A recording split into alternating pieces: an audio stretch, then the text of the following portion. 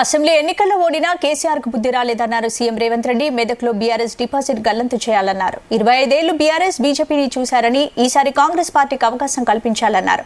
మెదక్ జిల్లా నర్సాపూర్లో కాంగ్రెస్ జనజాతర సభలో రాహుల్ గాంధీ, సీఎం రేవంత్ రెడ్డి పాల్గొన్నారు.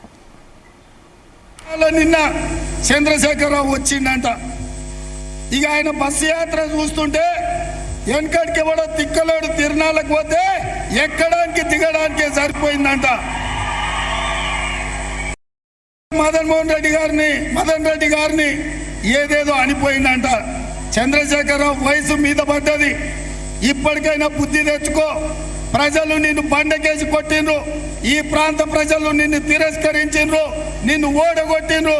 రేపు రాబోయే పార్లమెంట్ ఎన్నికలో నీ అభ్యర్థికి డిపాజిట్ కూడా గల్లంత అవుతుంది. అది ఇక్కడి నుంచే నర్సాపూర్ నుంచే పునాదులు పడతాయి. బీఆర్ఎస్ ను ఓడగొడతారు.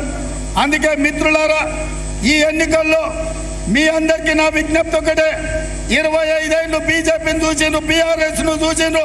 ఈ ఎన్నికల్లో ఈ దేశంలో, ఈ రాష్ట్రంలో కాంగ్రెస్ అధికారంలో ఉంటుంది, అభివృద్ధి పనులు చేపడుతుంది చెప్పిన. ఇవాళ నిన్న చంద్రశేఖరరావు వచ్చిందంట. ఇక ఆయన బస్సు యాత్ర చూస్తుంటే వెనకడికి ఎవడో తిక్కలోడు తిరణాలకు పోతే ఎక్కడానికి దిగడానికే సరిపోయిందంట.